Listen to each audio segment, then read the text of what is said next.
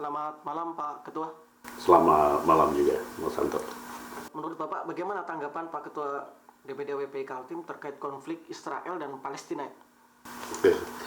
Ya sebenarnya itu bukan kapasitas kita. Kita ini kan masyarakat kecil atau akar rumput lah ceritanya. Tetapi kita bisa melihat di media sosial bahwa penderitaan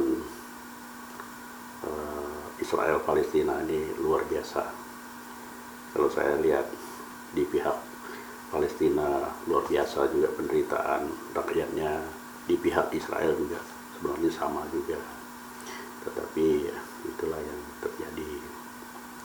Nah, seandainya kalau kita bisa ketemu dengan Menteri Luar Negeri Republik Indonesia, Ibu Retno Marsudi, ya kita paling tidak bisik di telinganya dengan mesra bahwa beliau itu bisa memainkan peranannya. Pertama sebagai ibu dan sebagai wanita. Yang kedua, bahwa dia sebagai Menteri Luar Negeri kita, di mana seorang ibu itu menyelesaikan masalah dengan penuh kasih sayang. Nah, oleh karena itu yang perlu ditanamkan kepada kedua belah pihak, baik Palestina maupun Israel ini, Indonesia itu sangat menyayangi dan mencintai rakyat Palestina, demikian juga rakyat Israel.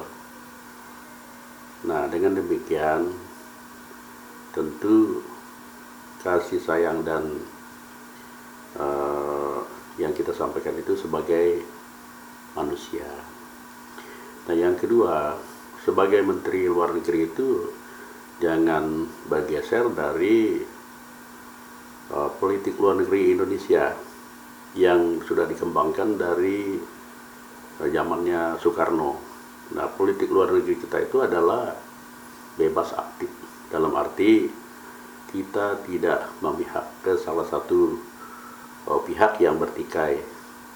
Nah, itu sudah ditunjukkan Indonesia pada waktu perang dingin antara Amerika dan Uni Soviet. Kita tidak masuk di blok timur dan tidak juga masuk di blok barat, di mana blok timur itu adalah Uni Soviet dan blok barat itu adalah Amerika. Dan bahkan pemimpin kita, terutama Bung Karno, salah satu pencetus atau pendiri negara non-blok. Nah, itu artinya apa? Indonesia ini adalah negara yang luar biasa, tidak mau orang bertikai, tidak mau orang konflik. Bahkan Indonesia itu adalah cinta damai. Nah, oleh karena itu dalam menyelesaikan konflik Israel Palestina yang tidak kunjung padam, yang tidak kunjung selesai ini, sebenarnya Indonesia punya peluang untuk menyelesaikan masalah itu. Kemudian kenapa konflik tersebut tidak bisa diselesaikan? Seharusnya Indonesia bisa memainkan pengaruhnya di kancah internasional, mengingat Indonesia pada posisi yang strategis, di mana Indonesia nomor 1 penduduk muslim terbesar dunia dan juga nomor 4 penduduk terbesar dunia. Begini, kalau saya tidak tahu persis yang terjadi, tetapi dari medsos itu sudah kita tahu kenapa itu tidak selesai, karena ini banyak istilahnya politik internasional bermain. Nah, politik internasional yang bermain ini, mereka tidak memperhatikan apa kebutuhan, apa kepentingan Palestina dan Israel itu sendiri. Ya, lalulah digoreng-goreng, sehingga makin hari semakin rumit dan semakin hari semakin tidak bisa diselesaikan. Nah, Padahal di dalam kamus ya, kamus manusia yang beradab, manusia yang berakal dan berbudi luhur, tidak ada masalah yang tidak bisa diselesaikan.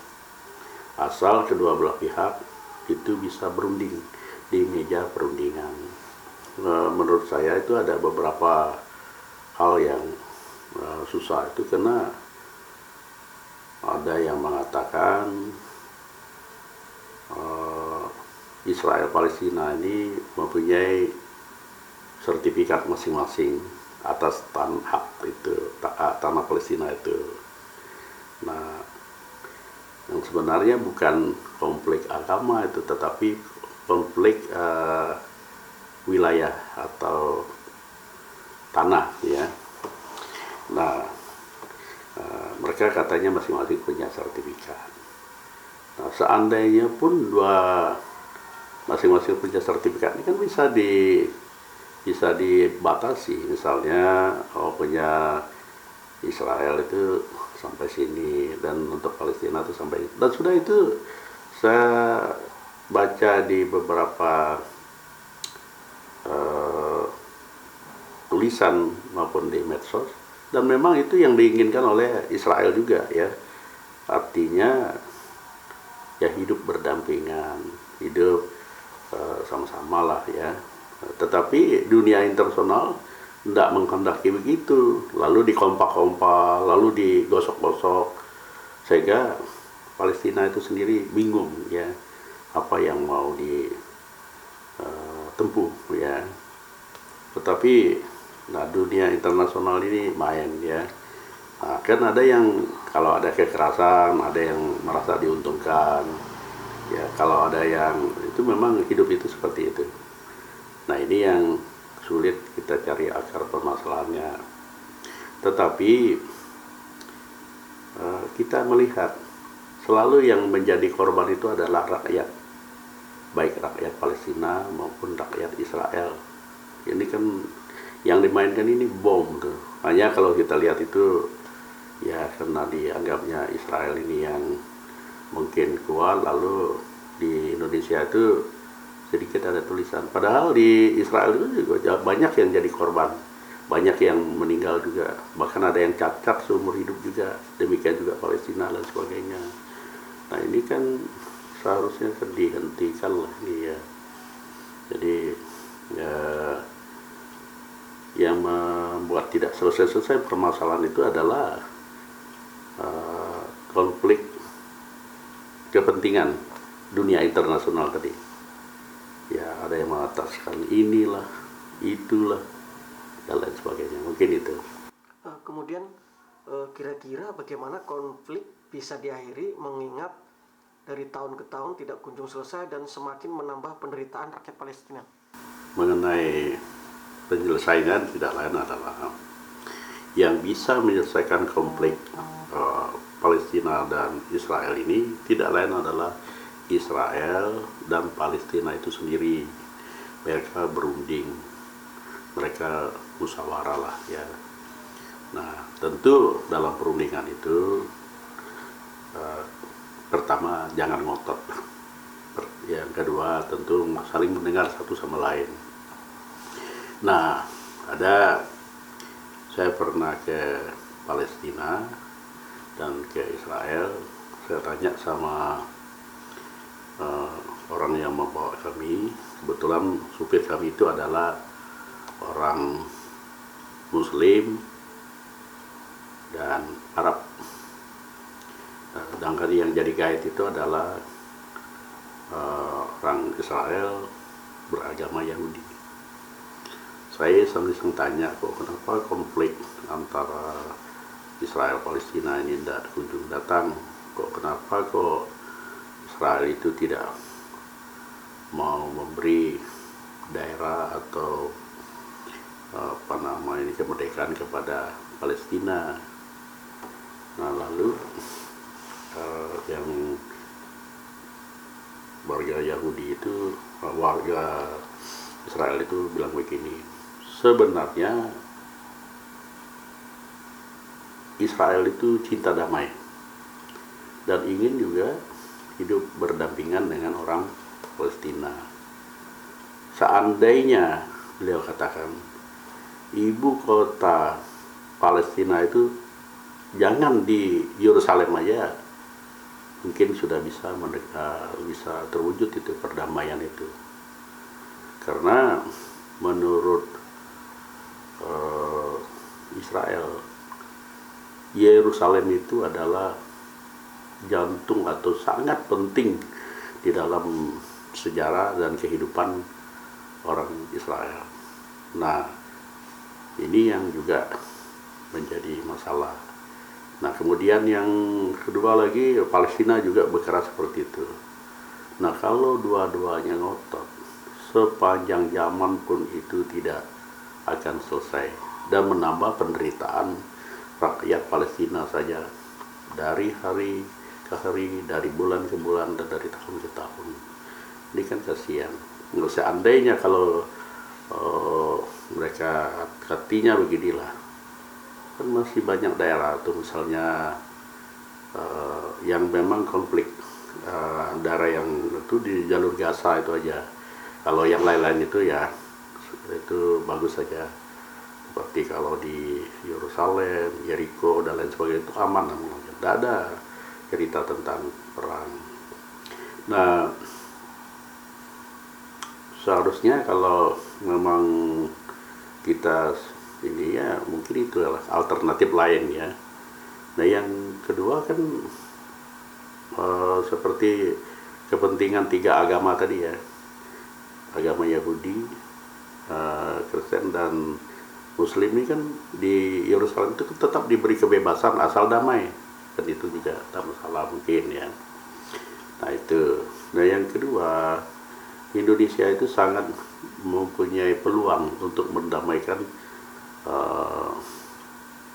Israel Palestina ini. Seperti apa yang saya katakan tadi, Indonesia nomor 1 penduduk Muslim terbesar dunia dan nomor 4 penduduk terbesar dunia juga.